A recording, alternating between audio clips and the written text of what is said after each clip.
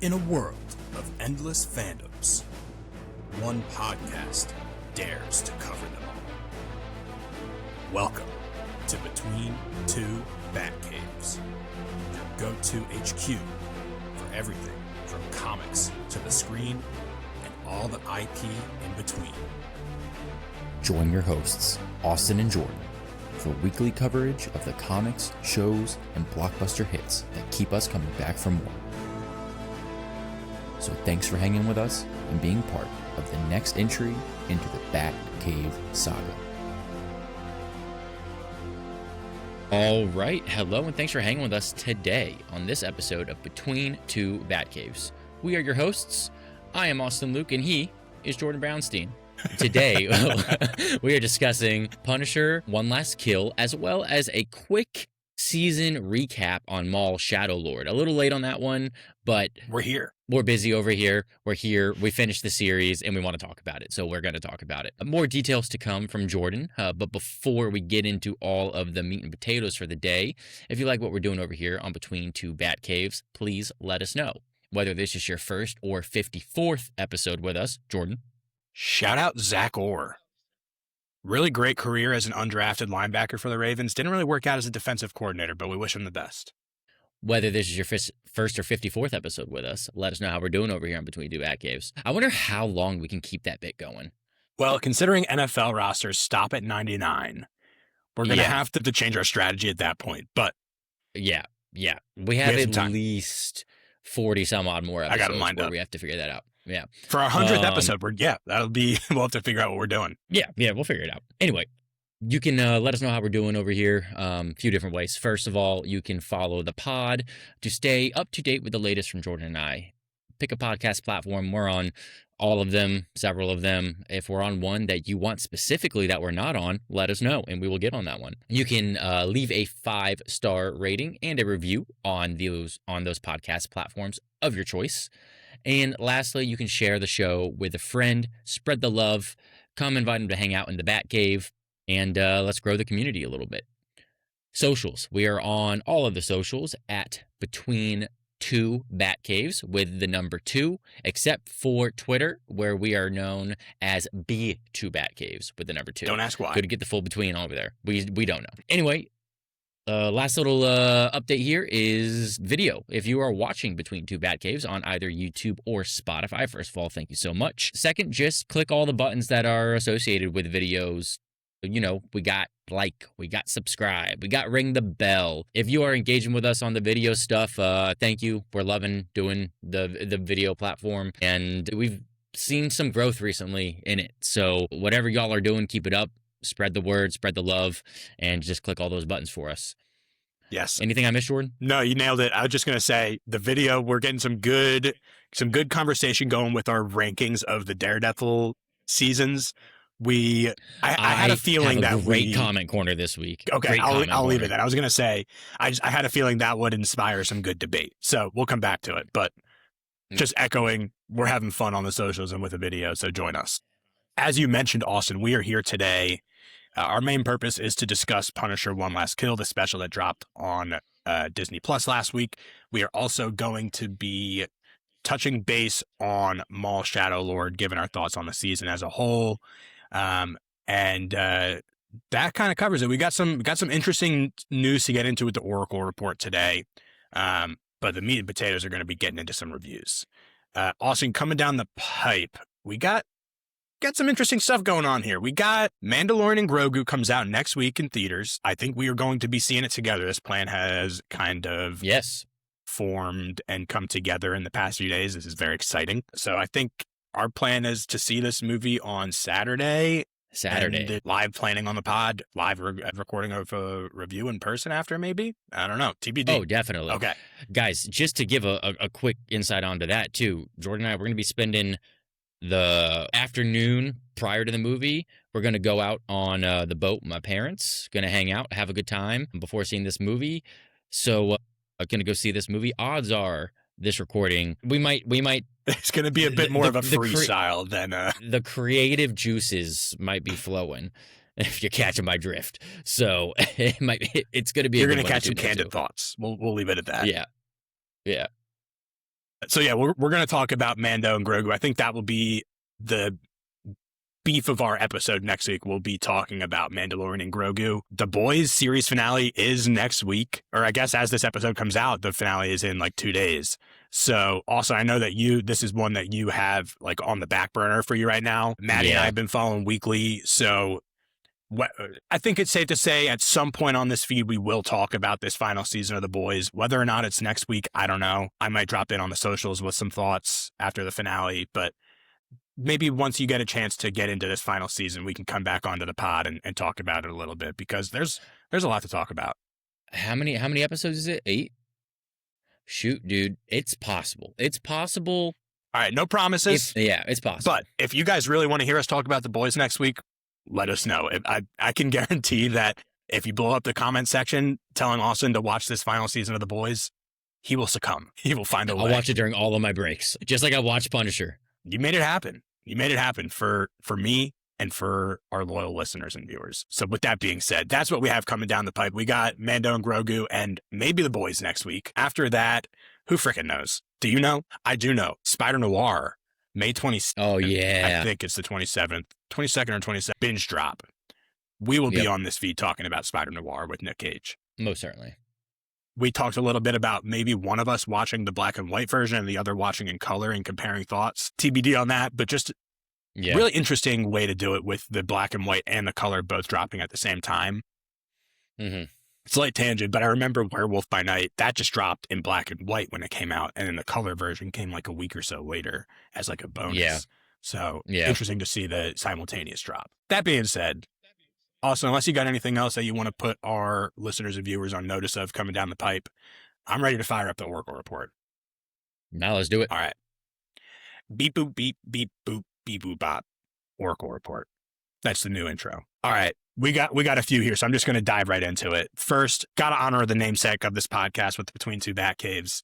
We have made a name for ourselves for talking about the Batman Part 2 at any opportunity that we can, and there is a great opportunity. Like almost every episode. There is a great opportunity to do it today, because over the past few days or so, Matt Reeves has just been posting basically like casting announcement GIFs on Twitter for the Batman Part 2. Started with like the no surprise, like obviously Pattinson's going to be in the movie, Jeffrey Wright's going to be in the movie, Andy Serkis is going to be in the movie. Like the main cast is returning, and he announced it all with different like GIFs of the characters and the actors on Twitter. Yeah. The real news today, though, is that there were actually some casting announcements kind of baked into what Reeves was doing here. The first one, a lesser known actor, a German actor named Sebastian Cook. I have no familiarity with him, but Sebastian Cook is going to be in this movie. He apparently had limited roles in Homeland, and I believe there was another kind of like spy show or movie, like Bridge of Spies maybe, that he had a role in. So kind of like that spy subterfuge type situation. But dude, Brian Tyree Henry is going to be in this movie. I did know that. That was announced via one of these casting gifts, and way to bury the lead, Matt Reeves. This is huge. Yeah, no, this is crazy. Brian Tyree Henry first came up as Paperboy on Atlanta, the FX show with Donald Glover, obviously played Phastos in Eternals. He is just kind of like one of these up-and-coming stars who has just so much charisma and range as an actor.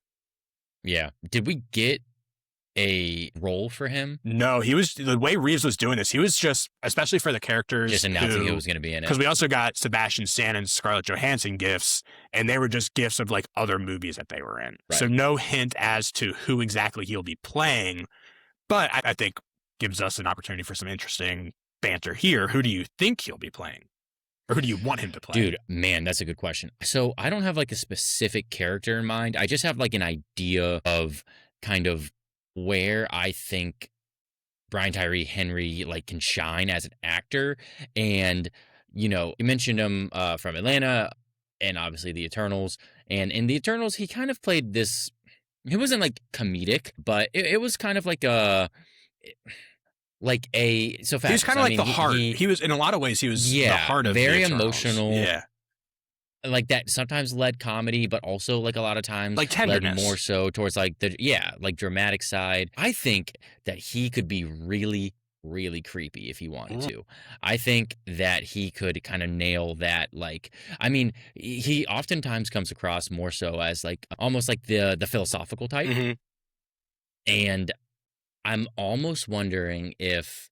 I mean, so when you're thinking of like Batman casting, it's really hard not to like immediately try to place somebody in like a rogue position, Mm-hmm. like putting him into the rogues gallery. But I don't know. I like leaning towards that, like, kind of, like, creepy, like, lurking in the background, just, like, unnerving So presence, I think you could do really you well. think he's Like, going to be filling the role of an antagonist to Bruce Wayne?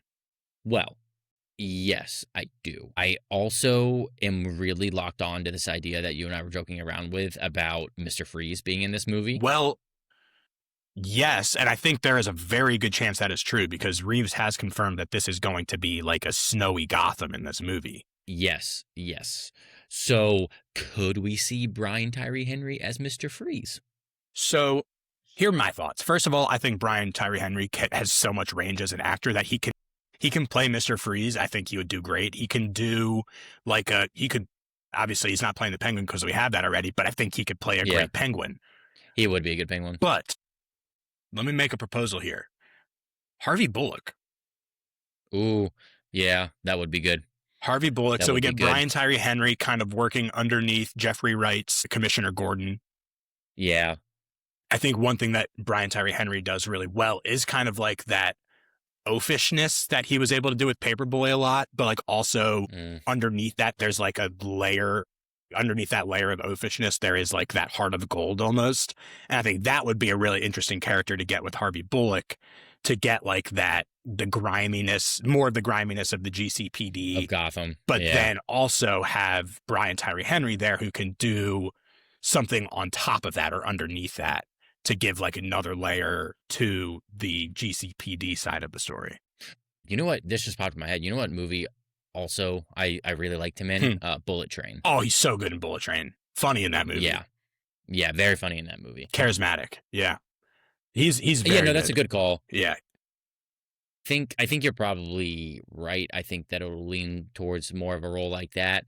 It's just, man, I want to get some good up and coming. I mean, I wouldn't say Brian Tyree Henry is necessarily up and coming, but I mean, you know what I mean. He's like a step up. Less. He's like, it's interesting because he's not a movie star yet, No, but he's he's an established character actor, I would say. Yeah, like people in that position, I think to fill like the roles of like antagonists in this universe could be really, really good, like moving forward, but also how much more of like the Reeves universe are we going to get after this movie? Who's to say? So, I don't know. I want to see him in a role that he'll shine in. Yeah.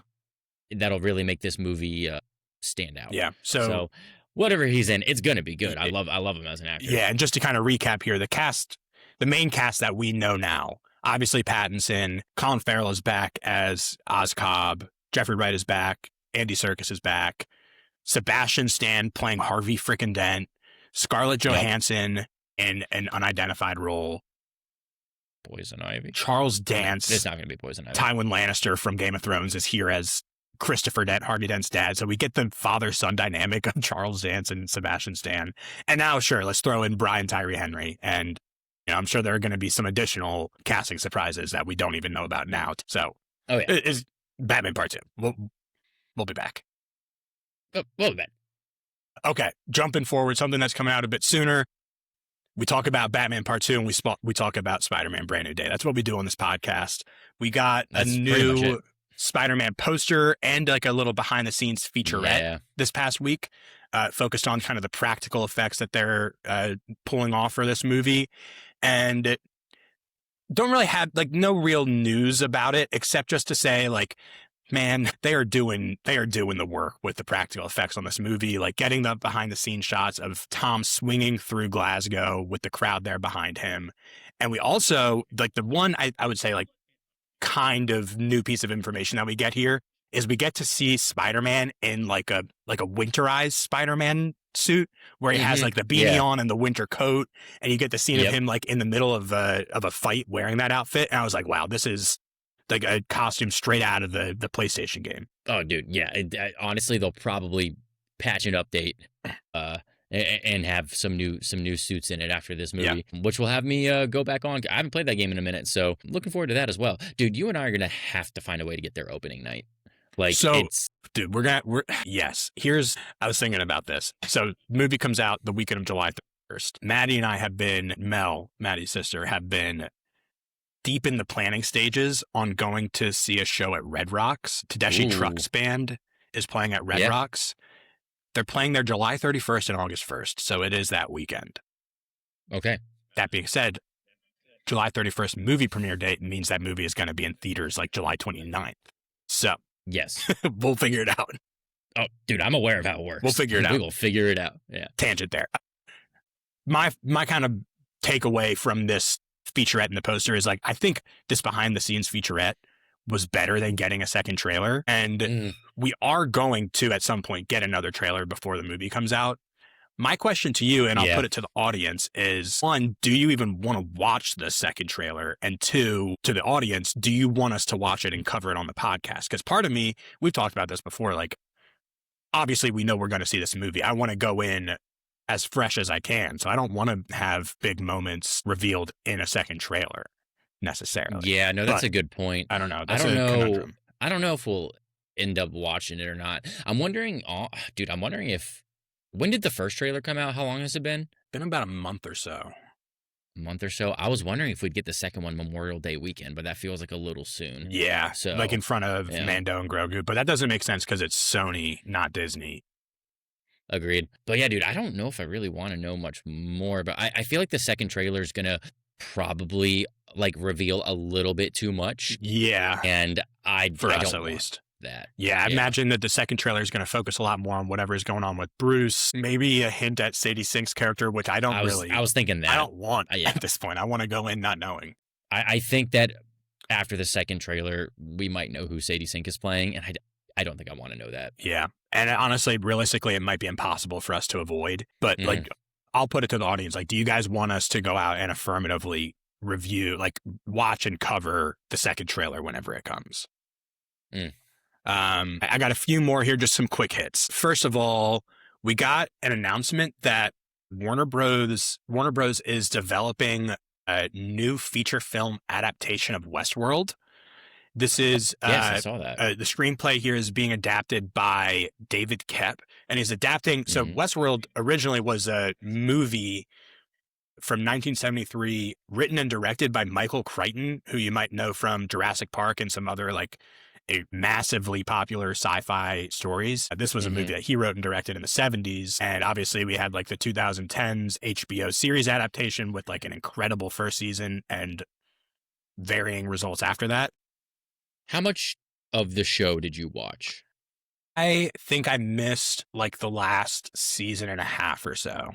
I think I stopped watching like halfway through that Aaron season Paul 3. Season. I know I watched season 1, season 2, and I started season 3. Definitely didn't finish season 3. Did not watch season 4. Once Dolores gets out into the real world and starts messing around with Aaron Paul, I just kind of lost it at that point.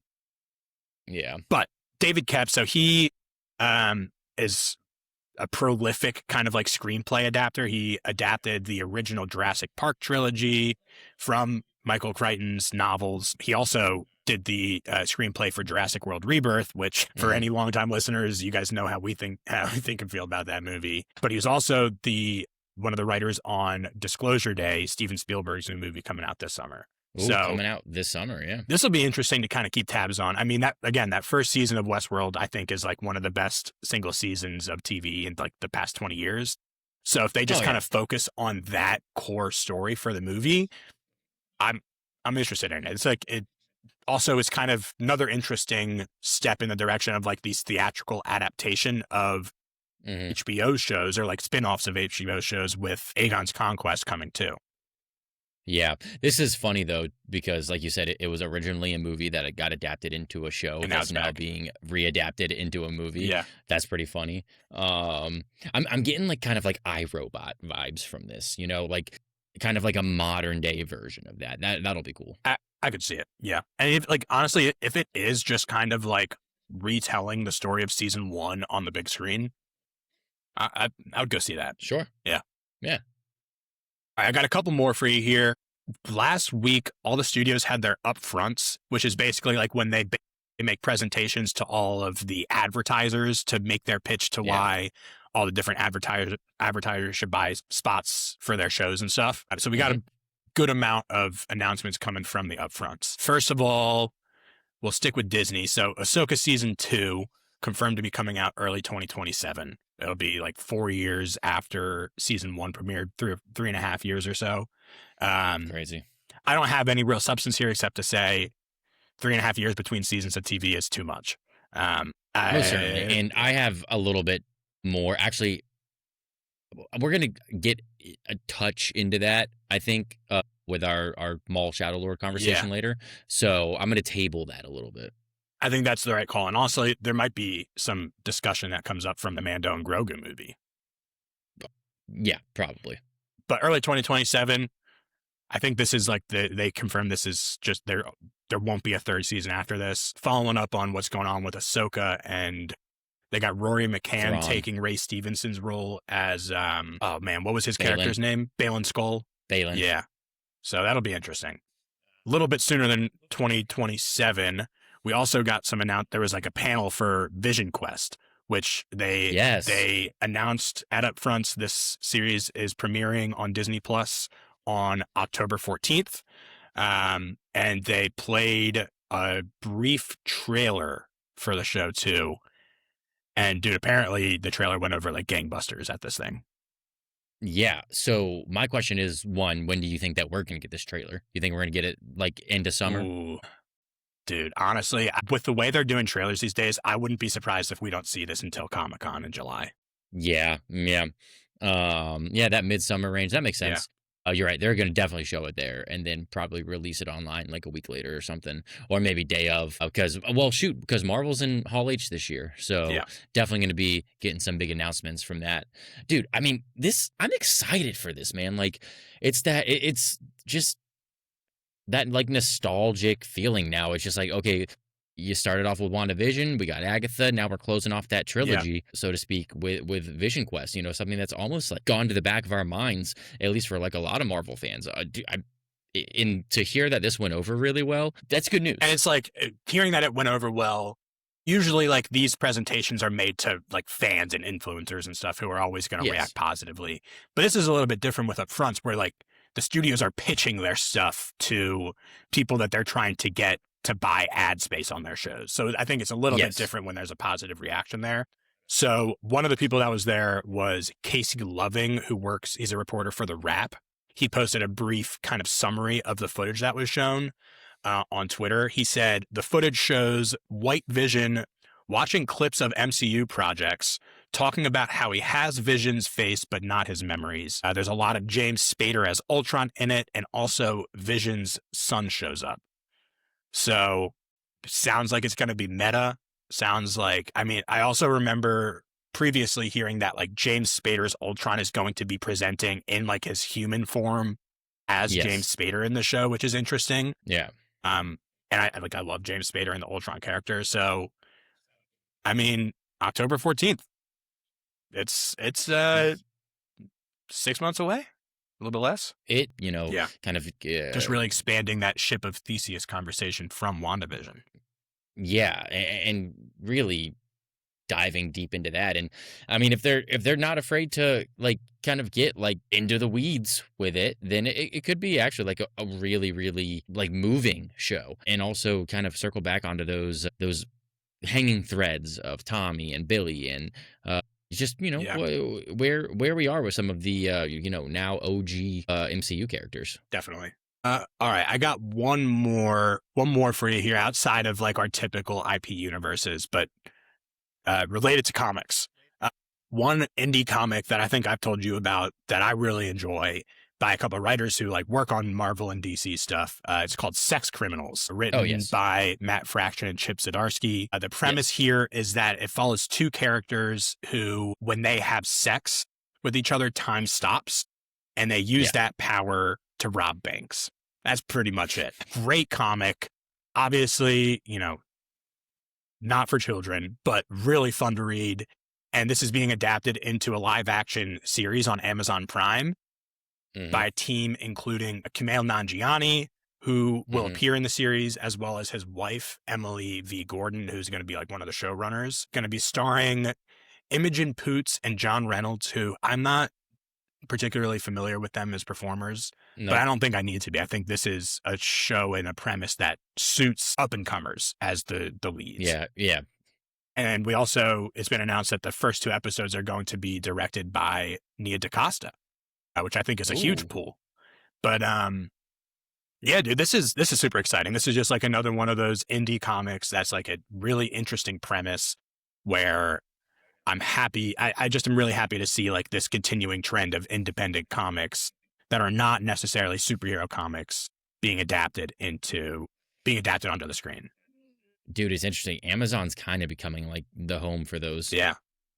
which is interesting. Yeah, so I haven't read the source material. I have I'm the sure first I'll volume borrow for them you. from you Yeah. before this hits the screen. The idea here, super cool. I'm just thinking like this is one of those ideas that if handled well by the right people could be absolutely amazing. Yep. On the other hand, could be absolutely terrible if it's not handled well. You know, this could get really cheesy really fast. That being said, the names that you've thrown out attached to this project so far leads me to believe that it will be handled well. So I'm definitely not trying to like throw any negativity towards this project.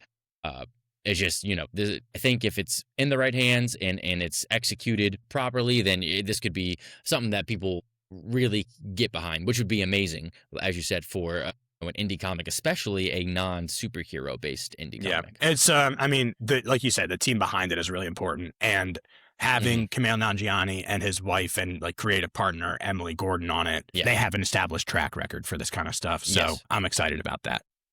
Well, my friend, that is all I got for the Oracle report today. You wanna get into the weeds? I do. I want to get into the weeds. So as we mentioned earlier, we're covering 2 different shows today. One into the weeds, one just kind of briefly. We're going to start off here by getting into the weeds with Punisher: One Last Kill, the latest Marvel special presentation on Disney Plus, written by Ronaldo Marcus Green and John Bernthal, directed by Ronaldo Marcus Green, and starring John Bernthal as the Punisher, Frank Castle. Spoiler alert here for Punisher: One Last Kill. Sorry, pulling up my Batcave recap. It's a short one, guys. It's a short one. Because honestly, here's the thing. Not much happens in this special. Pretty straightforward from a plot perspective. Yeah. So here is your Batcave recap for Punisher: One Last Kill. Get younger, in a crime war-torn Little Sicily, Frank Castle struggles with PTSD as he is faced with his past as the matriarch of the Nucci crime family places a bounty on his head. In a high-octane 15-minute fight sequence, Frank fights his way through the riots in the streets and is reminded why he must keep fighting for those who cannot. Frank regains his purpose, and by the end of the special, the Punisher is once again fighting for the innocent. That has been your Batcave recap for Punisher: One Last Kill. Well said. Like I said, not much happens, but we got a lot to talk about. So I think we're just going to start off here, as we always do, with just some like overall thoughts, couple blurbs of just like, you watch this, you have had some time to marinate with it. Maybe you've watched it again since. I have not. I watched the fight sequence back a second time, if that tells you anything about what I thought about this. It does.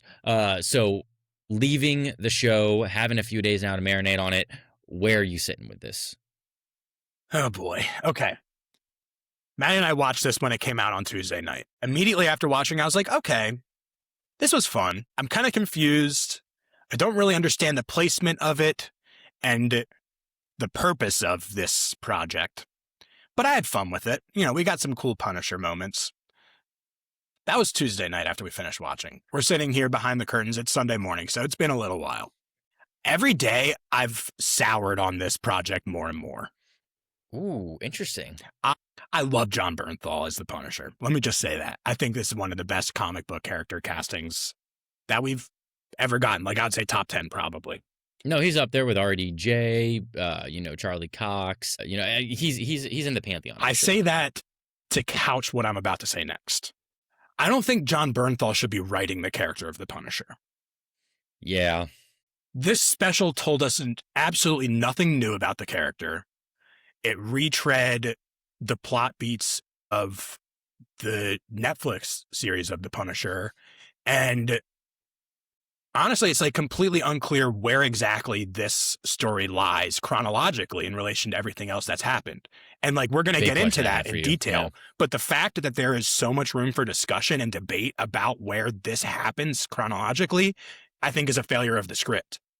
I agree. And like you said, this project was co-written by John Bernthal and Ronaldo Marcus Green, who I think also he's worked with John Bernthal before. He worked with him on, I think it's We Run the City, which is like the Baltimore crime drama on HBO. So they have a history together. My understanding is that like the script here and the story idea was primarily John Bernthal's, and the fact that this happened is primarily because John Bernthal pushed for it. Mm-hmm. He wasn't happy with the direction they were taking the Punisher in the initial iteration of Daredevil Born Again Season 1, was going to leave the project. This is my understanding and somewhat speculation based off like the reporting and the circumstances around everything here, is that he was not happy with the direction they were taking Punisher in Daredevil Born Again Season 1. They retooled the season and brought him back in a limited role. And I think part of the reason he came back is because Disney and Marvel agreed to give him this special, basically, with significant creative freedom. And so when I watch this special, I think of it as John Bernthal's like love child for the Punisher character. And again, I just don't know why it exists beyond John Bernthal wanting to make it. Dude, so yeah, you nailed it on the head there. I'm not going to like reiterate all of the points that you just said, which I largely agree with. But the points I want to, I guess, like reemphasize are like a couple things. One, it is extremely frustrating, especially given like the release time of this special presentation falling after Daredevil and before Spider-Man Brand New Day, both projects that involve the Punisher, that we don't know where this falls within our timeline. Sure, projects can exist in the MCU by themselves, but when you take the context of where this lies within the timeline of everything, as fans, it does matter to us. And as creators of the show, it should matter to them to at least establish where our character is in the greater context of the universe around them. So not having that is frustrating. Secondly, yeah, nothing new came from this. It's basically split into half. You get the first half, which is backstory that we already have, and then we get the second half, which is a great fight scene, which I'm sure we will talk about in greater depth. But the first half of this sucks. Now, I will put a silver lining on the first half of this because I have not revisited any of John Bernthal's The Punisher since becoming a father. And some of the like scenes, for example, the graveyard scene, and just like the way that he's like struggling with his PTSD, and you know, he is on the edge of taking his own life just to see his daughter. You know, those I'll be honest with you, dude. Like those scenes, they got to me. Yes, and like I do want to make it clear, like I do still think John Bernthal is like putting on a great performance as Frank Castle. Amazing, absolutely. And there are moments in this special that I think work emotionally, and like we'll get into the fight sequence and how like that was very entertaining. So there's stuff that works here, like that scene at the grave. Yeah, so go ahead. Like very touching stuff. So there were moments that worked, but ultimately, like the way that you put it, like you said that you watched it and you're like, okay, like that was cool, and then you've soured since. I have had not quite the same experience, but I've had the experience of where like I watched it and I was like, all right, sure, like that was cool. I have some questions, and then really I just haven't thought about it since. And I think that's also a problem.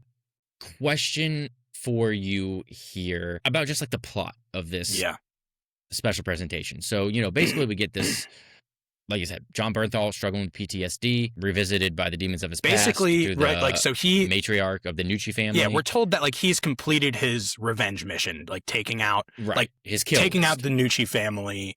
That was the last tie to the death of his family. So now he's completed his mission of revenge, and he doesn't have a purpose, and he's struggling with that. Yeah, and so then, lo and behold, he didn't actually complete it. Ma Nucci's still alive, and she places a bounty on his head, and then from there, you just see him fighting till the end. I mean, in terms of a plot, it's weird because it's very self-contained and it does like ultimately just lead to this like 15-minute action sequence, which in the Bane of the Punisher, like, is kind of what we're there for in certain ways. So I think the plot actually kind of worked, but it circles back to that point that you made of just like, but like, why does this exist? Yeah. It's it's frustrating because we've seen this story play out already, right? Like we've seen Frank Yes. go from being solely driven by revenge and like seeking retribution for his family's death. We've seen him go through that and then seemingly complete that mission. Like we got that story told completely in the Netflix series, right? Like the first season Yeah. was, well, I guess like Daredevil season 2 into the first season was taking out, it was the Kitchen Irish, it was the Mexican cartel, and it was the Dogs of Hell, the three gangs who we understood to be responsible for Frank's death. Then in season Yeah. 2, we learned that actually it was like a whole conspiracy orchestrated by like his military superiors as a way to take Frank out because he knew things that he shouldn't know about what they were doing in the military. So we're told, like, we're led to believe that that bow is neatly tied by the end of the Netflix series. And then in like this opening news flash sequence of the special, we're like, oh, actually the Nucci's were involved, and he took out the Mhm. Nucci family. They were the last tie to his family's death, and now that's it.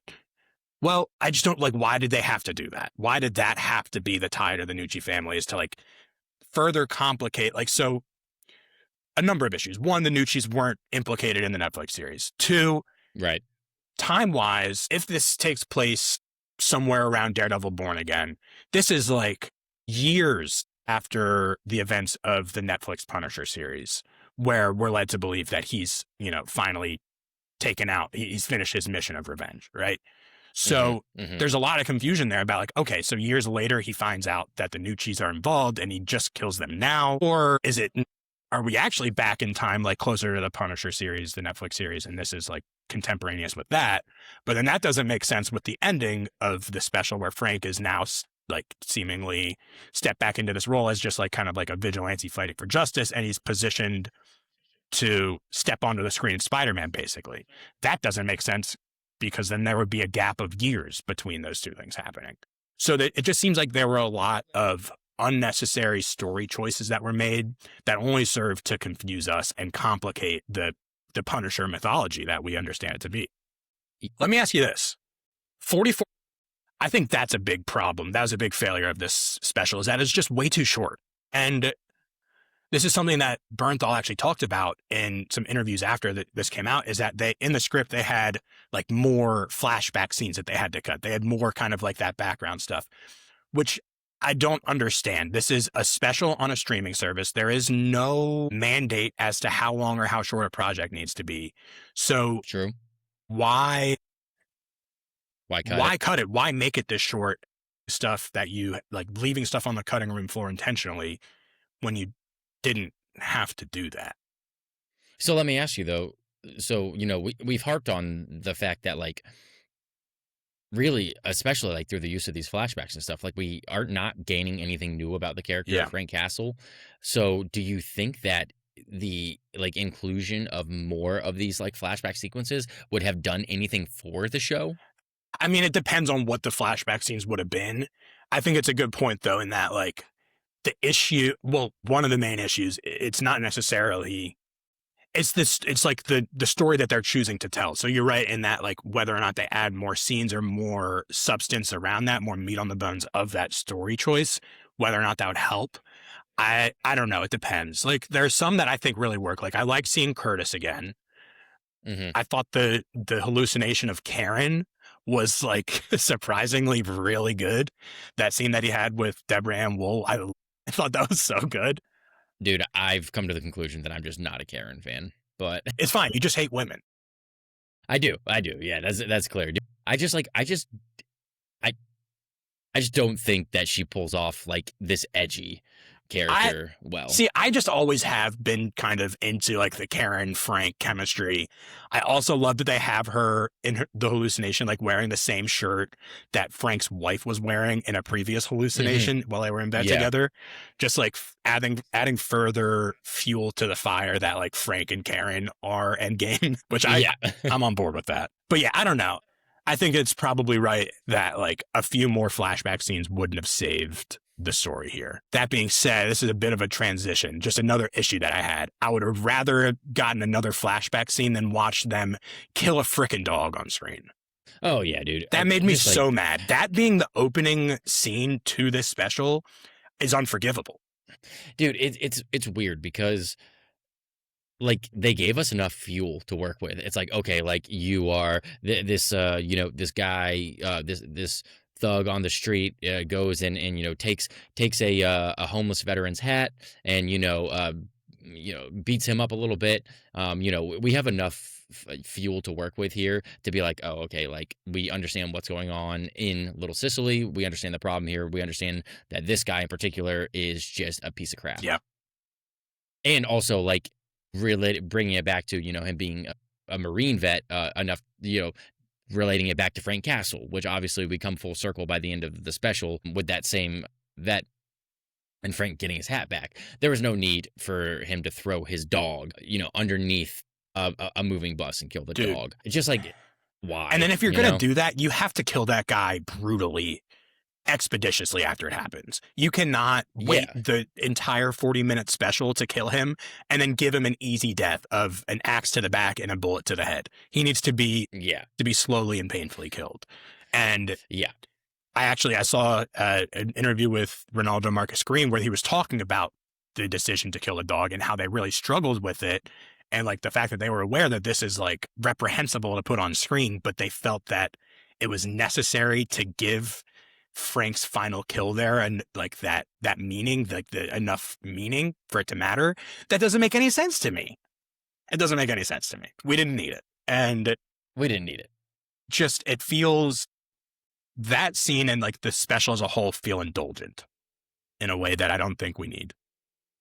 Yeah, no, it's I think the nature of like a project like this with a character like the Punisher opens up the possibility to become hyper violent and hyper gruesome and just really kind of take a step too far because it's like, oh, well, we have this character who's known for these things.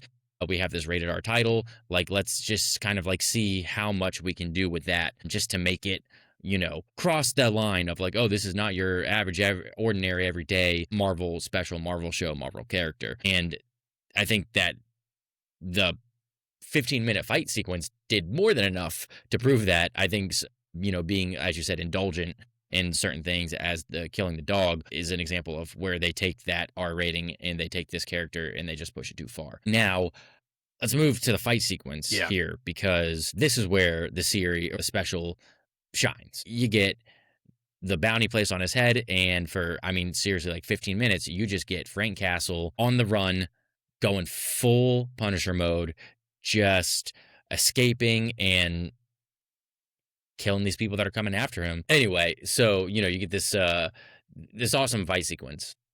This is the redeeming factor of this special. So what stood out to you in terms of the fight sequence? What were your thoughts overall of the latter half of this special? So first, I want to get one of my last nitpicks out of the way. And it is just kind of like some of the production value of the special as a whole, and it bleeds into the final fight. There is like, this has been talked about ad nauseum on social media. There is a sequence of VFX that pulled, like, I don't know about for you, but for me, like, pulled me out of the special severely. And this is that scene where Frank like goes off the roof and lands on like an AC condenser, like an HVAC unit on another roof. And it just like looks straight out of like a PS2 cutscene. And like they've come out and talked about how like, oh, actually that was all shot in camera. The only VFX part was, cutting Bernthal's face in over the stuntman. So they're trying to do the damage control with it. But like, and like also we've talked about how like, like little VFX things here or there, we're not going to harp on it too much. But like this was so blatant that it did pull me out. And it doesn't make sense. Like why why that was left in there. And also, I don't know about for you, but like the sound mixing on this special, like the audio, the dialogue was so low compared to like the ambient sound and stuff. I had to keep blasting it to hear what they were saying. And then the fighting would start and I had to like cut the volume all the way down. And so it's just like weird that it felt unfinished in that way. I don't know if That's you had the fair. same experience. As you know, I watched this on my phone. It's the VFX stuff didn't stand out quite as much, but I did find myself with the audio stuff, like clicking like up and down on the volume buttons on my phone during certain sequences. So yeah, I agree with you.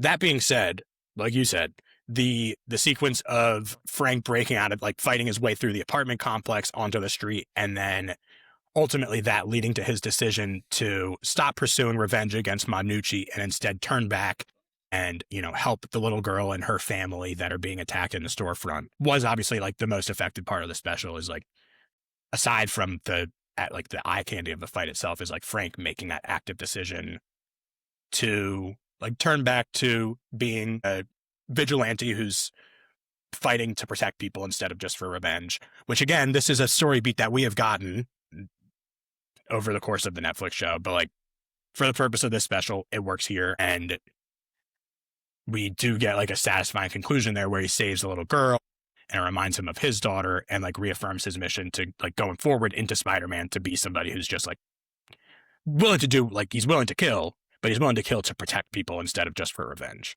So that I think works enough. And within that, obviously, we, like you said, we got like a 15, 20 minute just straight fight sequence with the Punisher. And I think the best way to talk about this would be to talk about some of our favorite kills from the sequence. Oh, yeah. Yeah. So let me ask you first. When you think about that sequence, what's the first kill that sticks out to you in your mind? The first one that sticks out to me in my mind is just like honestly, the first one, because it's funny, it comes after the bad VFX sequence but like lands on the HVAC unit, pops up, shoots a guy in the head, and just like the way that like it pans in on like the hole in this dude's head, I was like, ooh. That was good. That's what's so frustrating about that VFX is like the kill, and he also gets the guy as he's falling through the air. He pops him. Yeah. I love particularly what opens the fight for Frank is when they douse his apartment with gasoline and he catches on fire and bursts through the door to kill the guy. And they actually lit John Bernthal on fire for that sequence. John Bernthal obviously did a bunch of his own stunts here, so I respect that. And that was a cool kill. And having it set to like the slow classical music, La Vie en Rose. Oh, yeah. Just always, I'm a sucker for that when you pair a violent scene to some soft classical music. That works for me. So something that I really enjoyed about this fight sequence is just like the way in which Frank was cycling through like the weapons. Oh yeah, of very video gamey. The people that he's killed, dude. Checking I loved the it. mags. Like, he would grab one. He would go through a clip. He'd be like, "Shoot, I'm out." He'd take a melee weapon, knock out another guy, and take his gun. And he would just kept cycling through different weapons. I was like, all right, this is pretty cool. That was cool. And he had the AK, and he's like standing behind the like the AC unit and using it just as a club and clotheslining guys who were running after him. Yep.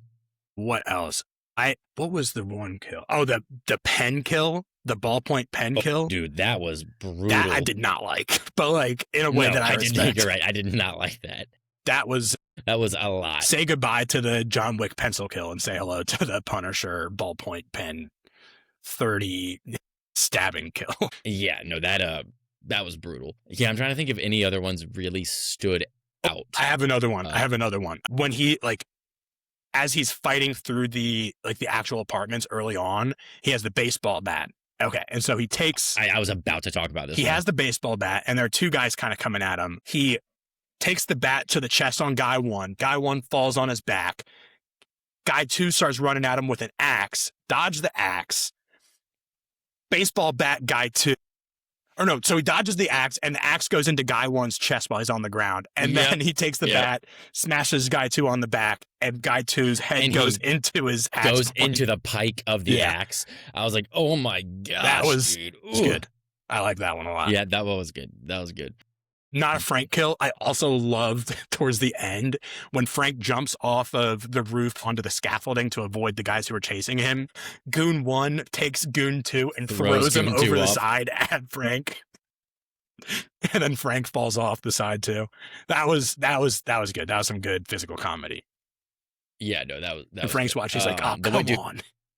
The way Frank hit that bus should have broken his back. But that's where we're at.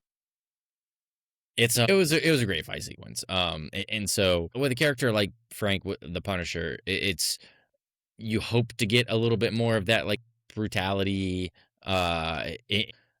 character in the scenes that we get, but also like you want a little bit more of like the behind the scenes look of like why is he this way. And so it sucks that we had to harp on the negativity involved with like nothing new brought to the character in this special, because we did get a really, really good Punisher fight sequence here. Now, I do want to bring up, so we finished the special with Frank has redonned the Punisher garb. Finally cut his Punisher's hair.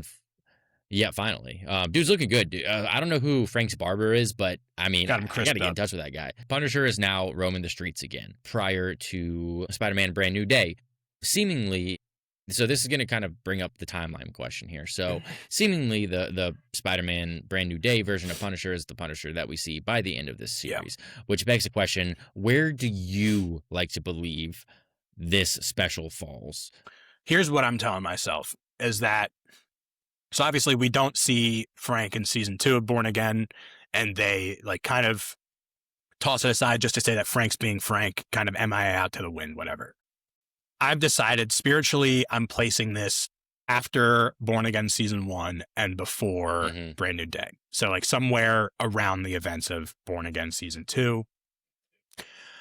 Obviously this, like there are issues with that, with like, okay, so why is it now that he's taking out the Nucci family, blah, blah, blah. Yeah. But I'm able to kind of put that to the side and headcanon that this is the explanation for why we don't see Frank in Born Again season 2. He broke out of Fisk's prison. He is traumatized by that. He is like given up on his mission, which is kind of like we saw him kind of going off the deep end. He was taking painkillers and drinking in Born Again season 1, like we see him here. So that makes sense to me that after he breaks out of prison, he is kind of given up, and it takes this inciting event with Nucci and the hit out on his head to kind of kickstart him back into that vigilante role where we find him in Brand New Day. What about you? That makes sense, especially, well, I can buy that because it's, given the events of Born Again season 2 and the all-out war against vigilantes, put into place by the Fisk administration, I can see Frank not wanting to step back into that vigilante role, given, where we find, okay, well, his list is done. His revenge list is done. He no longer sees the need to fight. And, now vigilantes are on the wanted list by the city. And so what purpose does he have to step back into that Punisher role if he's going to be hunted and if he's already gotten revenge for the death of his family? So I like that. I think that this happens around the events of Born Again season 2, maybe like slightly prior to it, maybe in Born Again season 2, like he is just kind of like in this, drunken, painkiller induced state of suffering through his trauma, trying to figure out what to do next. And so like I said, by the end of, or maybe this happens like slightly after Born Again season 2. I don't know. Yeah, because like what I do know, there's like a several month jump between the end of Born Again season 1 and the beginning of season 2, where Matt's been in hiding, recovering from his bullet wound. So there's like a time period there where this could happen. Now, again, the special did not do what it needed to do to make it clear where this is. We are doing doing a lot of heavy lifting here to make it make sense. Now, what we do know, though, is that the Punisher that we get by the end of this special is the Punisher that we get in Brand New Day. I feel confident about that. Yes. Now, I will say, they did a good job logically making it make sense that this is the version of the Punisher that we're going to see in Brand New Day. I hate to say it, man, but I am slightly less excited to see Punisher in Brand New Day now after watching the special. Yeah, I get that. Like I don't know what it's purpose weird. This character is going to serve in that movie now. I think he is still just going to be like play that role of like the vigilante who's willing to take things further than our main protagonist is, and like that conflict of Yeah. like, are we killing? Are we doing things like that or not? He can still fill that role and have that mission from a slightly different perspective of not revenge, but I'm willing to do whatever it takes to protect the innocent, right? What I do think this special kind of is leading me towards believing is that we won't be seeing much of Punisher John Bernthal in Spider-Man Brand New Day. I don't think we'll be getting a ton of him. Do you think, I'm trying to think about a comp, do you think we'll get more or less Punisher here than we got of Strange in No Way Home? Less. I think Strange is a pretty significant player there. What about, I'm trying to think of another comp, but like Iron Man and Homecoming is like, I think he'll have more of a role than Iron Man and Homecoming. Yeah. I think there are going to be like a lot of these villains that we know are going to be in Brand New Day, like Tarantula, Boomerang, those kind of characters, I think are just going to be very minor, like vignette appearances. I think Punisher is going to have a more significant role than that. I think he will be I don't think we'll just see him once. Yeah. Recurring character, we'll see him in, maybe like 3 to 4 major sequences, major scenes. I think he will be a significant character, but I don't think that it's going to be like a partner movie. Yeah, I think that's right. Let's see. Do you have a favorite hallucination that Frank had? You treat all hallucinations equally. I mean, the most effective one for me was him losing his daughter at the graveyard when he's coming back off, and that was his real daughter, here. like John Bernthal's real daughter in that scene. And he's like yelling like, no, no, no, come back. Like that was effective. Yeah, that was good. I also, on the other side of the coin, where he's sitting in his apartment by himself and he's hallucinating all of his old military comrades around him yelling at him. Yeah. And Frank is just kind of sitting there like screaming. I don't know if I was supposed to laugh, but I did. I don't think you were supposed to. Man. All right. Any closing thoughts on Punisher One Last Kill here? No, man. I think to kind of like close off our thoughts on Punisher One Last Kill, this would be a good start to our like brief conversation here of just like what this will take us into our next 2 segments, and starting off with, what role does the Marvel special presentation serve in the current iteration of the MCU? Before we do that, you want to give a quick ranking out of 10 for Punisher One Last Kill? Yes, I do. I'm not going PPP here. No. I'm just going off the cusp vibes.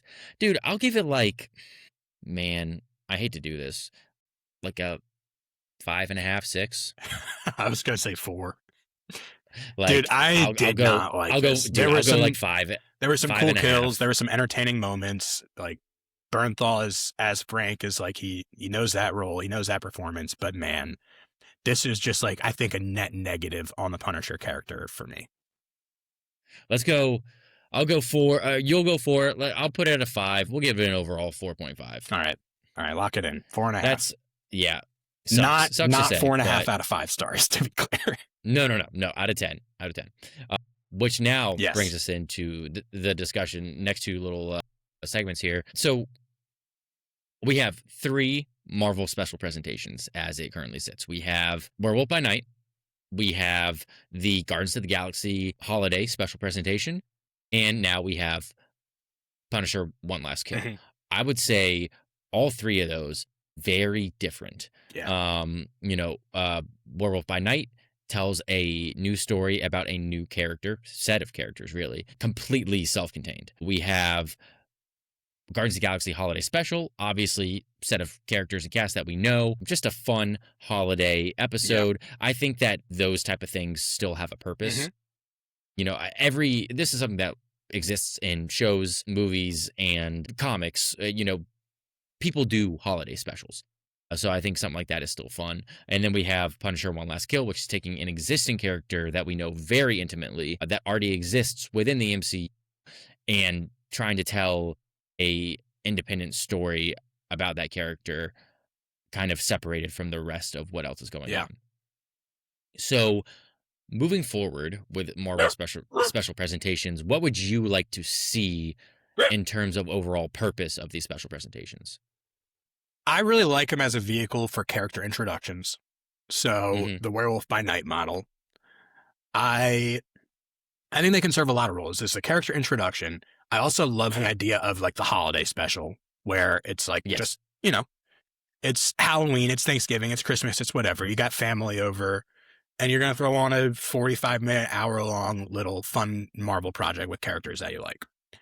I think there's also a bucket that you can put them in where it is just like characters that we know on independent one-off adventures, like a one-shot comic. I really think there are a lot of ways that they can be used. It's just, I think the most important thing is that you go into the project with a very specific idea of why this project is being made in mind. Whether it is Hmm. for like Hmm. we're going to do a holiday special, something for, just something you can throw on and have a good time with. Whether it is like, all right, we're going to introduce a new character here and see if this is a story that people are interested in. Or Right.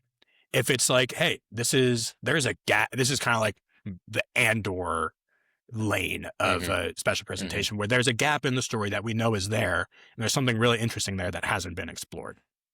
And then That's a here's an good point. opportunity to spend an hour or so um, filling in a really interesting gap in the story here. So I don't know if Yeah. there necessarily is like one specific thing that a special presentation has to be, as long as there is one specific thing that it is. No, that's a really good way to put it. I think we have three, at least right now, we have like three different lanes in which these special presentations like can fall within, and I think all three of them can Yeah. work. I think we have a successful new introduction, we have a successful holiday special, and we have a failed fill in the Yeah. gap. I'm not saying that that means that that avenue, that lane can't work, but as of right now, I think it that's the hasn't. hardest category to do is to fill in the gap I because agree. there's expectations that go along with that and there's background. So I would Yeah. like to see all three of these present again moving forward. But it's as you said, they need a clear vision. And if you're gonna choose the fill in the gap category, that's probably the most difficult. And you need to make sure that you're providing us with new information that adds to the character instead of what Punisher One Last Kill did. This, I think, is a good opportunity for us to do something that you suggested that we do. So I will let you explain that. All right. So, like you mentioned, we've had 3 special presentations that Marvel has put out so far. I think it's a project that they should continue with, making these special presentations. So, between 2 Batcaves here, we are going to make some proposals as to what Marvel's next special presentation should be, whether it's a specific character or a specific story idea, whatever it is. We're going to make some pitches here to Kevin Feige and the team over at Marvel on the next special presentations that they should make. I think we've each independently come up with a list of 5 or so. Mine is not in any particular order, but I figure we can just kind of go back and forth and talk about what we want to see put on screen in the special presentation format next. I like it. So I will turn it over to you first. What is your first proposal? Okay. I am, like you said, no particular order, but for my first proposal, I'm going into the holiday special lane. I'm going to go with a Thanksgiving special. I want to see a new Avengers Oh, Thanksgiving. dude, that's Like, I want to get Yelena, Red Guardian, dude. I want Bob. I want the entire cast and crew. Just I want it to kind of like be this, like just super normal, casual, like past just the stuffing. chaotic day of trying. It's like, okay, here we are, the new Avengers. Let's try to have like one normal day. Let's try to have Dude, I love Thanksgiving. that. And like everything It's like goes the shawarma wrong in scene. order for Yeah. them. Yes, exactly. Like in order for them not to have this normal day because they are anything but normal. But ultimately, like at the end of the day, they are sitting down and they're having Thanksgiving dinner. Shoot, that is I so think good. that with that cast of the new Avengers would be amazing. It would be so funny. That yeah. Okay. That I want to see that. My first proposal is a character introduction proposal. I want to see a Squirrel Girl origin story. I just think I that like Squirrel it. Girl is a character that is like one of the most successful recent creations in the Marvel Comics mythos. I think that there Hmm. is a role for her in this version of the MCU, whether that's interacting with characters like Miss Marvel or some of the other Young Avenger adjacent characters. I just think I love Squirrel Girl as a character, and I think the special presentation, you can really just like commit yourself to that like quirky, off the cuff kind of tone that you see in the Ryan North comics. And I mean, I just think that this is a character that I would be interested to see get the opportunity to have a special presentation that could maybe, I think she would be a character that would be really well suited to like a sitcom type vibe, like almost like a She-Hulk-esque type show if it's successful. Okay, I like that. Yeah, Squirrel Girl, I feel like is a character that almost feels inevitable for an introduction Yeah. into the MCU at some And point. now that we've gotten like the establishment of Galactus in Fantastic Four, they could do that comic story where she becomes friends with Galactus and just like totally flip that expectation on its head. That'd be fun. Yeah, that would be, dude, that would throw some non-comic readers through a loop. Okay, so second pick here, I am going to go, I have two new characters, and I don't know which one I like more. I have a feeling we will have at least one overlap here. Here's what I want to do. And this kind of goes along with the fact that we already have a Werewolf by Night special. There's been a lot of back and forth and just uncertainty with what's happening with the character of Blade. Well, why not throw him in a special presentation? And that could also kind of create this cool, like, hey, like, this is where the Marvel Supernatural stuff kind of lies. Yeah. Like, we're getting these special presentations of the Marvel Supernatural side. You know, we're going to get Blade in just, it's nothing crazy. It's nothing special. It's just Blade fighting a bunch of vampires. And like with Punisher, we've established that we can get ultra violent with this stuff too. 100%. And so exactly, you get this rated R Blade, you know, fighting the things that go bump in the night. Maybe you could do like a little tiny like crossover too of like, oh, well, hey, Man-Thing shows up. Or, you know, Werewolf by Night shows up. It's just, I think that given the uncertainty of the Blade project moving forward, like, let's just make this a little like, bit easier on ourselves to make a Blade story. Exactly. And there's still a desire to see the character by the fans. I'd say a big desire to see this character. So I think special presentation might be a good slot for him. Now, the issue that I could see arising there is I don't know how Mahershala Ali would take it if they're like, yeah, we were going to give you a feature film, but now we're just going to change it to a 45-minute special presentation. This involves a recast. Okay. This involves a recast. I don't think he would be on board with that either. No. Okay, I like that idea, though. That would be fun to watch. All right, I'm going with, for my second choice here, another kind of fill-in-the-blank story, something that I think it's been talked about for a while in different ways. This is a fill-in-the-blank, but also a character introduction, actually. So this is going to be our introduction to Nova as a character. And I had this on my list, too. And is it basically going to be Thanos acquiring the Power Stone from Xandar? Mm-hmm. Yeah, so, I mean... Yep. This is when we talked about, like, are these realistic? Are these not realistic? This is probably not very realistic to be able to get the story of Thanos' destruction of Xandar that we learn about at the beginning of Infinity War. Hang on 1 second. Yeah. Oh, okay. All right, never mind. Anyway. So, Nova, a character that has been dangled in front of us like a carrot for a while now. This is a project that's been in development at Marvel for a while. Where it is now, I don't know, but I want to see it happen. No, I'm glad you brought this up because this was on my list, and so I had 6 on my list, and if I was like, I don't know which one to cut. You're welcome. So I'm glad you brought that up, which leads me to a fill in the gap choice for me. I want to see a little bit about Red Guardian's past. Ooh. I think that... I like that, too. You know, the Red Guardian character is one that we've really grown to love in the MCU. And we've gotten, like, allusions to his past and his, like, you know, desire to be this Captain America figure for the Soviet Union. We know, like, the generalizations of that story, but let's see the details. Let's see how Alexei got the serum.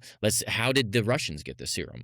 What did the early stages of the Red Guardian look like? I'm almost envisioning kind of honestly like Captain America, like the first Avenger type of like story, but Like, show us, Obviously, I it's would like to see it, like, show us one mission that the Red Guardian goes on that yes, yes. also gives us the avenue to explore his origin, basically. Yeah, like, I'm kind of, like, envisioning, like, the Howling Commandos, Hmm. like, a rescue mission, Yeah. but just, Red Guardians and doing, some type of, like, mission for the Soviet Union, and throughout the special, we get Get a Isaiah more, Bradley in there, dude. uh oh, dude, that would be sick. Yeah. Okay, we're cooking here. Would you age David Harbour for this, or would you recast? Dude, I think recast, honestly. Like, don't get me wrong, I love the David Harbour version of the character, but I think that it would be more effective to get a younger version that because the version of the Red Guardian that we have now is this like, big, goofy, jovial version of Red You want to Guardian. see a more I think serious one who's like really committed to the idea of becoming this figure. Captain Yeah. America. Yeah, exactly. And I And think what that leads to that would also him come. like becoming less serious of a person. Yes. Yeah. I think a recast would be beneficial here. That would be cool to see. I'm into that idea. I like your focus on the new Avengers here. Thanks. All right, I got another fill in the blank story here. And I think this is just the idea here is just to kind of shed some light on an area of the world that we haven't been in a while. And I want to see King M'Baku dealing with some kind of political issue in Wakanda That'd between be the cool. events of Wakanda Forever and Doomsday. Because the concept of the Society of Wakanda in the MCU is like so interesting to me. And there's so much storytelling potential with how do they run this country now, especially after the events of Wakanda Forever? What does M'Baku look like as a king trying to lead? That is all just Yeah. really interesting stuff to me. So I want to just spend some time in that world. That makes a lot of sense. I like that one a lot. I didn't even think about Wakanda here. All right, my last pick here. I'm gonna go with, and I can't remember if it was this. The idea here is not like an original idea. I know that like the bones of this is something that has been talked about before, but I don't know if it was applied to this organization. But I want to see a like the Office style comedy for damage control. Yeah. Is that something that has been in conversation before? It definitely is. And I know DC kind of did a version of it, not necessarily with damage control, but just like a sitcom following normal people living in the DCU, basically. Yeah. And that I think it had like Vanessa Hudgens and Alan Tudyk in it. Like, I had a pretty significant cast. Yeah. But I don't think Marvel has ever done a show like that. They've talked about it. I think that we've heard some things about things like that being in production, but never made the screen. Like I want to see like just like a day in the life of like middle management at damage control. Yeah. What do you do? Like cleaning up after like a major battle or something like that. And just you get these like office style like pans to just like lower level workers and just like them talking crap about their boss. Did you sign off on the expense report for the Chitauri power cells? Exactly.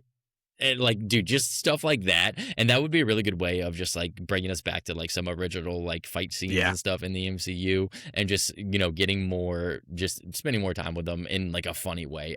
I would have a lot of fun with that. All right. I have two more. It's funny that you kind of go into the sitcom comedy lane with this one because I had something similar to that. Maddie and I have been watching a bunch of Parks and Rec lately. The character of Andy Dwyer is just like an all-time sitcom character. And I think Chris Pratt deserves more opportunities to flex his comedic muscles as Peter Quill. We know that Peter Quill is living on Earth after the events of Guardians 3. I want to see Peter Quill try to get a job. I want to see him go on some job interviews, figure out that he is just immensely underqualified for everything on Earth, and just see him. He's going to end up like at a bowling alley. Yes. I want to see him just try to adapt arcade to life on Earth. Yeah. I think that would be really fun. I got one more. Do you have any more? No. Okay. This is the one that I think like is actually something that they really need to think about making. And it follows up on the events of Daredevil Born Again Season 2. This isn't an original idea. Everybody's talking about what they want to see next from special presentations. And a lot of people are saying they want to see a Bullseye special presentation. Yes. I think that has to happen. Bullseye is now working for Mr. Charles. They are off on an adventure at the end of Born Again Season 2. I want to see what that adventure is. I want to see Mr. Charles and the CIA deploy Bullseye into like the jungles of South America, or like they might be going to Asia. Send him into Madripoor. Send him on some Madripoor, Black dude. Ops Yep. mission and let Bullseye just do Bullseye things on behalf of the government and let us watch. Oh yeah, no, I think not only is this one like a great choice, but I think it's honestly like might happen. It's set up to happen, Yeah. which I think is super cool. That would be, of the pitches that I've made, that's the one. That one I think is most possible, and two I think is most necessary. It's funny, dude. I think that if it weren't for like the stars involved, I think that the one that's most possible for me would be the New Avengers Thanksgiving special. Yeah. But I don't, dude. There's some big names in that cast now. I mean, that check for Pew is gonna be pretty hefty. Dude, I know. And Sebastian Stan. I mean, come on. Yeah. That might be. I mean, well, yeah, we'll table that. I was gonna say I don't think that we would need to worry about Sebastian Stan after Doomsday, but we'll table that discussion. Okay, so I do believe that is wraps up our Punisher One Last Kill conversation. Yes. So we're going to move here into a very quick discussion about Maul, Shadow Lord. We're not going to do Batcave recap or anything like that. We're just going to get right into it. Overall thoughts, and just I got a couple questions for you about the show and just like Star Wars animation and stuff like that moving forward. So, like I said, we both recently finished Maul Shadow Lord, newest animated series on Disney Plus. Featuring Darth Maul. Phenomenal series. I finished it actually this morning. When did you finish it? Last night. Okay, so last episode, fresh on our minds. So, like I said, I just want to give broad thoughts here. Dude, I mean, holy cow, this was a fun watch. It looked spectacular. It's the best Star Wars animation has ever looked, hands down. Oh, dude, the combination of like the watercolor backgrounds mixed with the like high speed lightsaber fight scenes, the sound involved in this show really stood out to me too. The characters were great. You get Maul and his team. The Lawsons I thought were great. The like tertiary characters around the Lawsons I thought were really good too. Spybot was funny. Two Boots was funny. Good droids, yeah. Just like, and then you get two badass Inquisitors and Darth Vader in this show. I mean, holy cow, this was a really, really good show. I agree. I think this is one of the best animated offerings that Star Wars has put up in quite some time. We talked about it a little bit over the past few weeks, I think, on the pod, as I've kind of been watching sporadically. This, up until the last few episodes, was a show for me that I would kind of put on, like, at the end of the night after Maddie and I would watch like an hour-long drama or something, as like a bit of a palate cleanser, and just kind of sit back, appreciate the production value of the animation and the sound design, and have a good time with it, just kind of casually. Yeah. That changed, I think, with the last few episodes. You need to lock in. Yeah, because honestly, I like the story itself was fine. Honestly, the Lawsons for me, I kind of tuned out with a lot of that stuff. But everything involving Maul trying to recruit Devin, and what was Devin's master's name? Dakin? Master Daki. I really enjoyed the Daki Devin relationship and the interplay with Maul. Devin Maul. Yes. Like how that all interplayed with each other. But then, I mean, once Vader shows up, like obviously the show takes a step into another echelon. With the way that episode 9 ends with him stepping out of the fog, and then episode 10 is basically just a 25-minute escape sequence from Vader, a fight escape sequence where Maul and Devin and Daki are just trying to get away from Vader, and did such a good job. Obviously, what's that?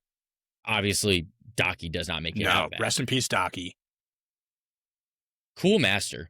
I liked him a lot, and that the voice is the guy who does those insurance commercials. Solid voice actor. I hear it now, though. Yeah, just like that deep gravitas. But like, just they do with Vader what a lot of these projects from this era do so well, of just like portraying him as a force of nature.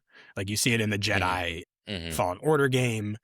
You see it in like the fight in Rebels, where like all you can really do is just hope to get away from Vader at this stage. Yes. And Yeah, live to fight another day. you get to see Maul, because like I didn't realize it, but at this point, Maul doesn't know that. He doesn't know who Vader is. Dude, I and I loved love that so much. like getting to watch Maul process who this person is over the course of this fight.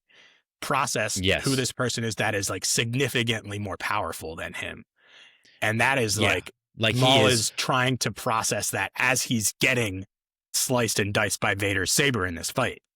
Dude, he is getting pieced up by his replacement. Yes. And he is like that line he said, like, you are no inquisitor, what are you?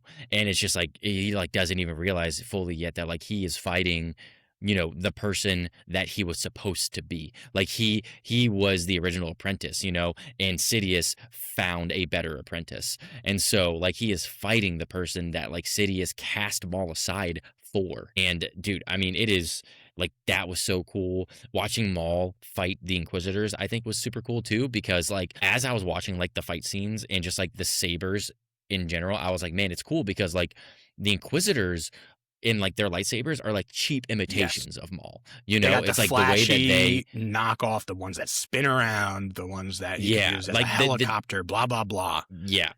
You don't want that. But it don't be Maul, dude. It don't be like Maul is the original dual saber guy, you know? And so watching him fight the Inquisitors was awesome. Watching the seduction of Devin. So good. Was so well so executed. compelling. Yeah. Like those early episodes, those were by far the highlight of the first half of the season for me, were those scenes just of the conversations between Devin and Maul. Oh yeah, and just like watching her like slowly by like, you know, you get to like this episode 7 and 8, and she's like starting to like question her master and just being like, well, Maul did save me, you know, things like that, and then ultimately to the final episode where Master Daki is killed and Devin falls into her rage and, you know, shouts at Vader like, I will kill them all. And, you know, she uses Maul's saber. She's illuminated by that red kyber crystal. When Maul just holds the saber up for her and she force pulls it over. Oh, dude, that was so cool. And I mean, listen, you can quote me here. We just witnessed the birth of Darth Talon. I'm telling you. All right, clip it. I'm telling you. So, which actually brings me into a question that I have for you. Darth Maul always been at the center of Star Wars animation? And should he, this is a two-pronged question, has he always been at the center of Star Wars animation, and should he be the center of Star Wars animation moving forward? I think my answer to both questions is no. And I might be wrong. I don't think he's always been the center, at least this era of Star Wars animation, right? Which I think kind of kicks off with the Clone Wars movie into the Clone Wars animated series, which obviously Maul becomes a player in that series. Big player. Significant player, but he's not there in the first couple of seasons, right? I don't think. Yeah. So I think he becomes like a very important pillar of the animated universe, but I don't think he is or should be like the load-bearing column for it. Because what I think what works about the Maul character so well in like these relatively limited doses is that like Maul as a character, the point of Maul as a character is like, yes, he's badass. Yes, he's so cool. Yes, we love him. But he's on the periphery of the actual story of the galaxy. He thinks that he's the center of that story, or at least he thought he was for a while, until that illusion is shattered by his discovery of what Sidious was actually doing and who Vader is and all that. But like what's interesting about Maul is that he thinks at first that he is like that pillar, but he really isn't. And I also think this is like, it's like similar to like Boba Fett as a character, where sometimes less is more. Like, I think we can say like we had a higher opinion of Boba Fett as a character before the book of Boba Fett. I don't have that same issue with Shadow Lord at all. Like, I think this show has elevated Maul as a character significantly, but I don't think that necessarily means that we should then do, I'm not going to say that we shouldn't do a second season, because I want to see a follow-up on the story. But I believe they are doing a second season. I think you're right. I don't want to see that second season be the mothership of Star Wars animation going forward. I think that's my point. Okay, Yeah. that's fair. Guess I totally see what you're saying with Clone Wars. And also that applies to Rebels Yeah. as well. He Yeah. played a big role in Rebels. But he was not the reason, why Rebels was made or anything. But if you're tracking the evolution of, I think, of Star Wars animated projects, at least like the major ones, like you said, Clone Wars, you get Rebels. I would say Bad Batch is definitely in there as Yeah. well. He's not in Bad Batch, but now I think Shadow Lord is in the conversation. And this evolution of like using Maul, as you said, kind of like in the periphery, I think they're slowly drawing him out of the periphery and almost using him to kind of go back to this fill in the gap conversation that we've been having all day. Using his character to fill in some of the gaps, I think, is pretty smart. I think that Shadow Lord season 1 did a really good job of telling us a story from a new perspective of like that early era Yeah. of the Empire. Yeah. And I think season 2 will spend a lot of time focusing more so on Maul and the evolution of Maul with an apprentice who like I said, I Yeah. think Darth Talon is where we're headed here. Do I think that she will be Darth Talon in season 2? Maybe not. But do I think that we will see Devin go further into the dark side and maybe get like a season 3 of this show? Perhaps. I do think we will be spending more time with the Maul character over the next few years, though. I agree, and I'm excited for season 2 of the show. My concern though is like when it comes to like the storytelling method of filling in gaps. That is what Star Wars has been doing now for like the past 10 years, right? Very true. That is something that Filoni specifically has been doing like throughout his entire tenure with Lucasfilm. I worry about that becoming a crutch for Star Wars storytelling. Like, I think we're at a point now, we're going to get it with Starfighter. We need to move forward in the timeline. Yeah. So, yes, I do want to see more Maul. I want to see more stories about Darth Maul, but there needs to be more for Star Wars. So, have it I think be something you do in addition to whatever the next era, next saga of Star Wars is, but don't let that be your guiding light, I guess. Yeah, no, you're right. If we spend too long on the past, we're just never going to move into the future, and that needs to happen in Star Wars.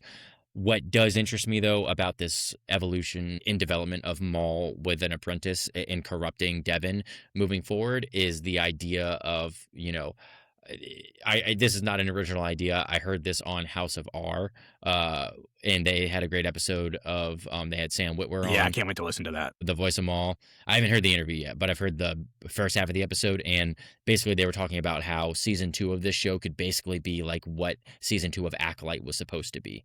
With Chimere and his apprentice, Osha? Yeah, whatever her name is. I forget. Osha, yeah. And this, this corruption of a character. Yeah. I'm so into that. I think that could be freaking sweet, dude. Yeah, and that doesn't even need telling that story. Right? Like that doesn't even need the backdrop of like the rise of the Empire, which I'm sure we'll get some of. But like, all I need there is just Maul and Devin like having those conversations. Yeah, no, I think that's going to be a big focus of season 2, which I'm looking forward to because, I want to spend more time looking at the relationship between obviously Maul's not a Sith anymore, but looking at a dark side user and his apprentice or her apprentice, because we haven't really got a intimate look into that relationship. That's a really good point. And so if season 2 could tell that story, I would be satisfied. After season 2, I think if we got a deeper look into the dark side of the Force in a relationship that we've seen explored at length from the perspective of the light side of the Force. Very true. My final thought here on Shadow Lord is just like you mentioned it, Sam Witwer, just the pantheon of voice actors as like with one specific character, like Sam Witwer as Maul. I'm hard pressed to find another actor who better portrays the voice of a character. And I love he's doing new things here in Shadow Lord with the voice of Maul that you didn't see in Clone Wars, that you didn't see in other projects that he worked on, where like now he is like kind of presenting a bit more morally gray, right? Like so, and that I think comes through in his voice so well. So just happy for Sam Witwer that he is still getting to voice this character in a big way. Well, and whether or not we have a significant future with Maul in Star Wars moving forward, let's keep Sam Witwer around. Because not only does that dude embody Maul so well, but He gets He it. knows Yeah, Maul. yeah. He gets Star Wars. He is a massive Star Wars fan, massive Star Wars nerd. Let's keep him in those table discussions for lore moving forward, because I think that he is an asset to any team in the Star Wars universe. Agreed. Did we do it? I think we did it. You got any more thoughts on Maul? Let's give it a ranking and close it out. Dude, a ranking? Or rating. Out of 10. Okay, let's go 8 out of 10. 8? Yeah. That's where I was going to land too. A bit slow on the story for the first half or so.